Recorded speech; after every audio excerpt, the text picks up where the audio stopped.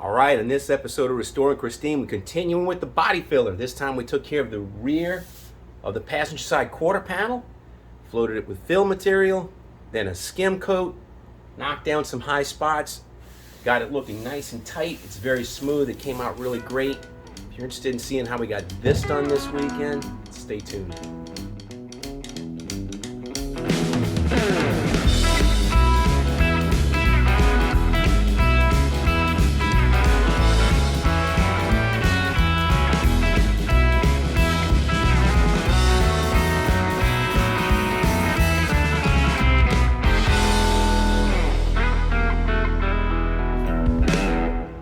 Good morning. Welcome back to Restoring Christine. We're restoring our 1956 Chevy Bel Air.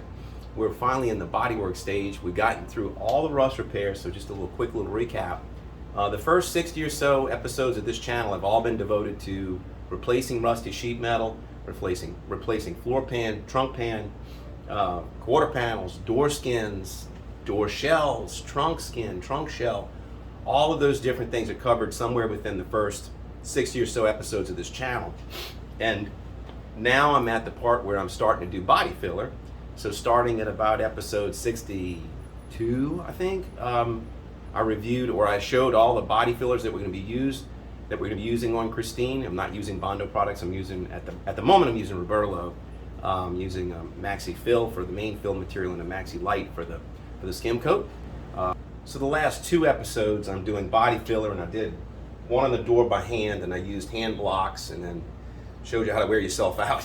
And then the next episode I did this forward part of this quarter panel, and I did it with air tools, and I reviewed a Bondo Hog and the traditional jitterbug sanding linear block sander. So I did that, and then now this week I'm going to work on the rear quarter panel. And there's some interesting things I want to show you about this. There's two small patches I did there, so let me bring you back here. So it's interesting, you might notice I'm wearing shorts today, and it's a winter month. It's December. It's just hot. So but the thing with the winter day is the sun is low in the sky right now, and so like it's hitting the back of this car, and it's like casting strong shadows. So you can see I had a patch back here and a patch over here, and it is showing all the ugliness with the shadows. So it's indented here, it's indented here, and then this you can see a shadow right here. So this is low, this is high, then you can see a shadow over here. So it's really showing you all the waves in this rear quarter panel. So what I want to do is I want to use the hammer and dolly, and I'm going to straighten this out a little bit before we start hitting this with any filler, because I don't want to build that up too thick.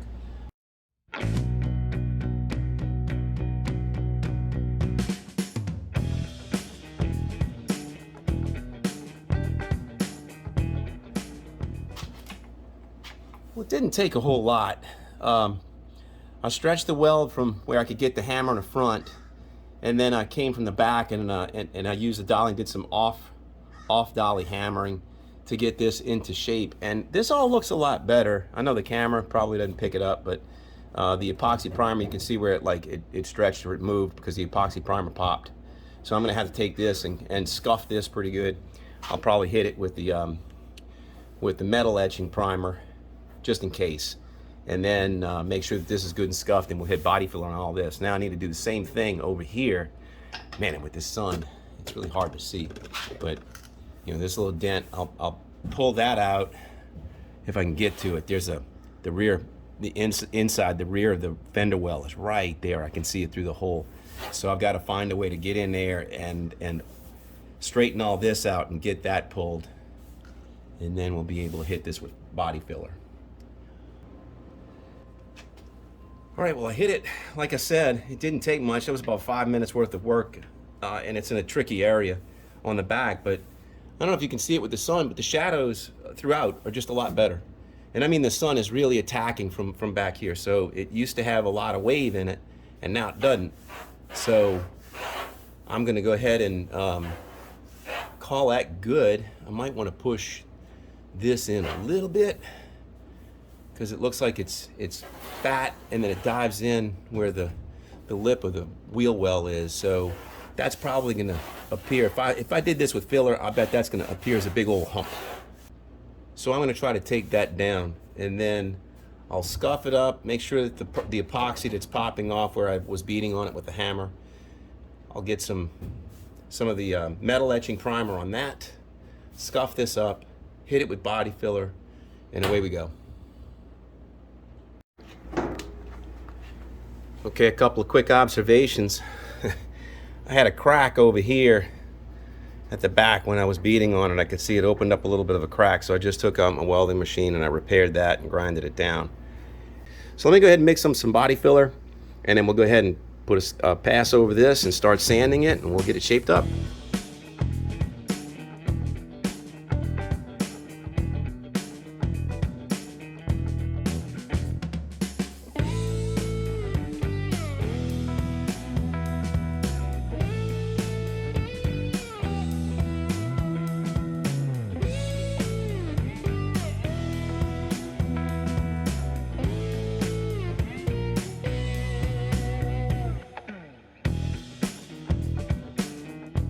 You saw I did a bait and switch on you. I started off with a 6-inch knife, and then I switched to a 12-inch knife. Now, this is not sold in the body filler aisle. This is sold at Home Depot or a Lowe's or your hardware store, and this is a 12-inch taping knife for sheetrock. This is happens to be Wall Pro. I think Marshall, Goldblatt's another brand. But anyway, it's just a spring steel blade, 12 inches long. It's very straight, very flat. I maintain this. I use this. You can see the white joint compound on it, so I use this for sheetrock. But this is a really good flat surface for screeding out the filler. And I noticed I had a dip here that when the 6-inch blade was basically riding the surf. And just like I said with the sanding block, you want the sanding block to span. The blade too can, you want it to span if you can. So it's a good little investment. These aren't that expensive, and they're really good for doing exactly what I just did there and trying to make sure that I get the filler bridging, because you can waste a lot of filler going with a 6-inch blade and constantly going in and sanding. And so every time you sand, you're wasting the filler. It's all on the ground. And even though you're worried about what's on the car, you just don't want to buy it. I don't know how much a gallon of filler is right now. It's like $80 or something like that. But you don't want to waste it as much as you can. So that's what I've done here. I mixed it. It's a very hot day right now, particularly for December. So I mixed it with less hardener than what I was using previously, and it's setting up, but it's going to take a little bit to tack. I'm going to have to let that sit for about 20-25 minutes, and I'll come back, and I might hit that with the cheese grater. I've got a couple little rough spots back here, and then after that I'll hit it with the flatboard. All right, it's been about 20 minutes. I probably should have mixed it a little bit hotter, but it's hard to judge with the temperature. It's hardening. It's just a little. It's not tacky, but I can tell it's just got it's still not completely where it needs to be. So I'm going to actually hit it with the cheese grater, just for this rounded corner.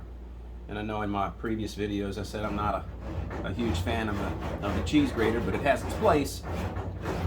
And that's, when I'm working on a flat surface, I won't pull it out. But on this I've got a big build up here where this started curving over, and I have the flat blade. So the flat blade, of course, built up the corner a little bit more than what we wanted. And you'll notice I'm used to using the cheese grater without the handles.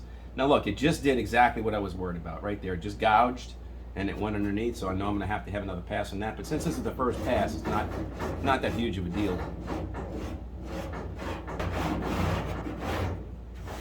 Yeah, I don't want to spend too much time with the cheese grater, because you can get yourself in trouble with it.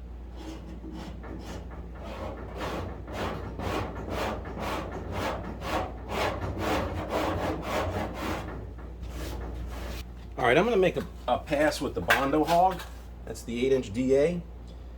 This is kind of a little bit of a curvy surface, so it might not do too bad. We'll make the first pass with that.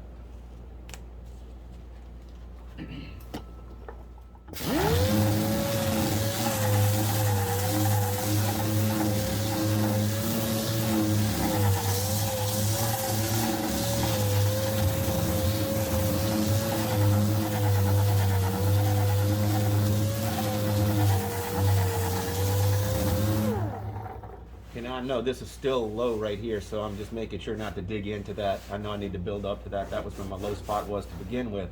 I knew this part of the body was already high. So let's keep going.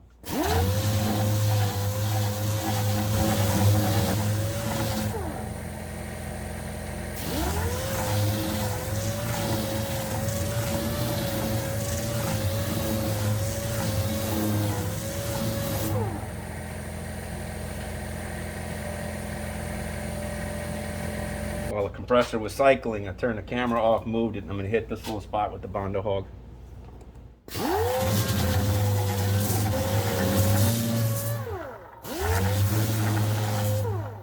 I'm pretty sure I said it when we were, when I was flattening it out. I said, watch, that's going to be a high spot right here.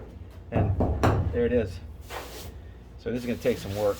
Even though it didn't look like much, you know, that's getting this whole thing, got a little bit of a dip. Maybe right here, high right here, still low right here. I didn't put any fill in there, but I need to. So that's the first pass, but in order to get all of this to look like, you know, it's flat, it's going to take a lot of fill, a lot of surface area. Go ahead and hit it with the board.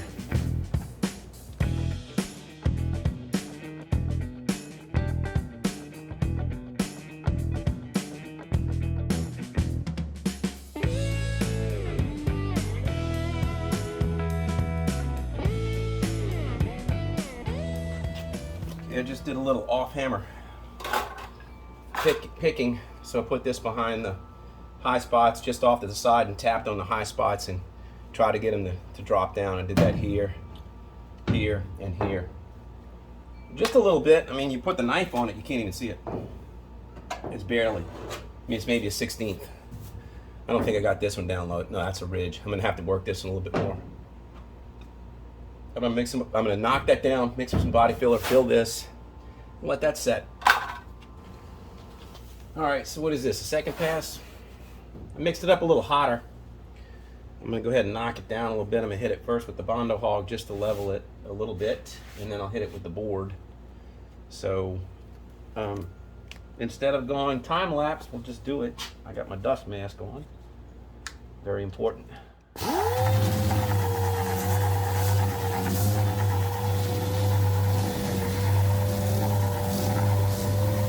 I had to wait a few seconds for the compressor to cycle. It was too loud. I just hit it with the board.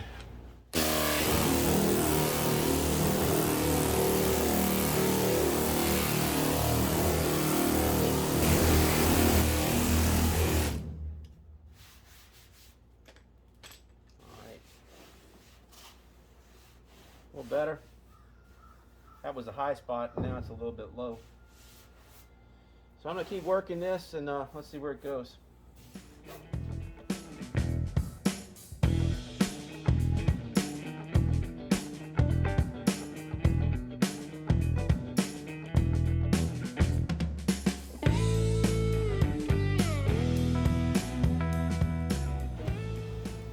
All right, I think I'm going to make one more pass with the regular filler, sand that, and then float it with the skim coat. So I'm going to fill a low spot here. I don't think I'm going to put a big old pass. Low spot here, blend this. This is a little high, I got to knock that down. Low spot over here, a little bit more fill in there, but it's shaping up nicely. You know, it takes a lot of fill to just get this little wafer thin little surface on here that gets all this flat. If you noticed, I was sanding into the primer here with the board because I wanted to make sure I don't have any waves here, and it's doing pretty good. It's doing pretty good. So let me go ahead and mix up another batch and 1/3 pass with the filler. All right, so that's the third pass with the main filler. I'm going to go ahead and sand that down, and we'll see where that leaves us. But I'm hopeful that this will be the last one with this, and then with the Maxifill, and I'll be able to hit it with a skim coat of the Maxilight. So let's go ahead and work this.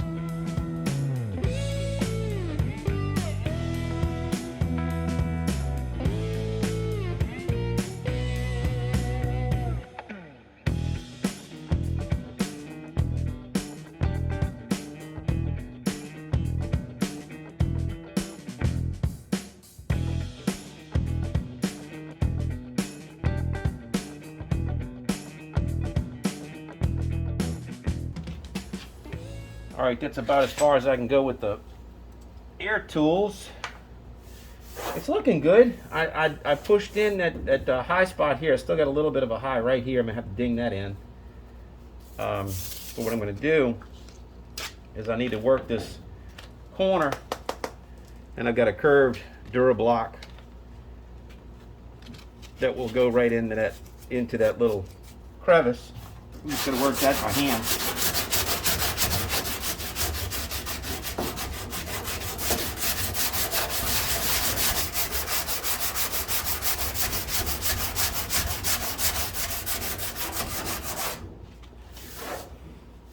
So I'm going to get all this really close, and then we'll be able to put a coat of primer on it soon, and then I'll be able to really get into the detail. So right now, what I'm trying to do is I'm trying to get all of this surface roughly where it needs to be, and then I can start really fine-tuning shapes and edges, the detail, and we'll get that all tightened up. So I'm going to keep working this, and I think the next pass I'm going to do is going to be with that Roberlo Maxilight. That's a skim coat. We'll sand that, and this one ought to be 95% of the way there.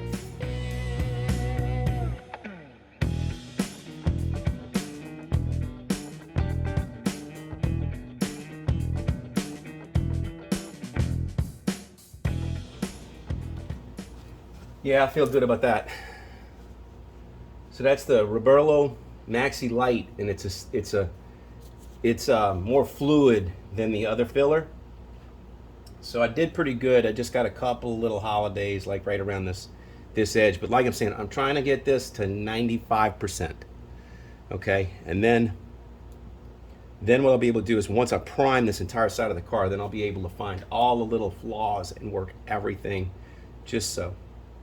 So this will get me where I want to be. Once I pass the board over this, will be done. So I'll wait another 25 minutes. I'll come back. I'll put the board on it, and then we'll probably hit it with 40 and then 80 and see where I'm at. But that's going to be about it. When you're doing body filler, the hardest part is waiting for it to set. So it's been about 20 minutes maybe, and it's ready. It's looking really good. So I'm going to hit it with the 40 and then the 80, and I'm going to work this corner by hand, and that's going to be about it for this 95% phase.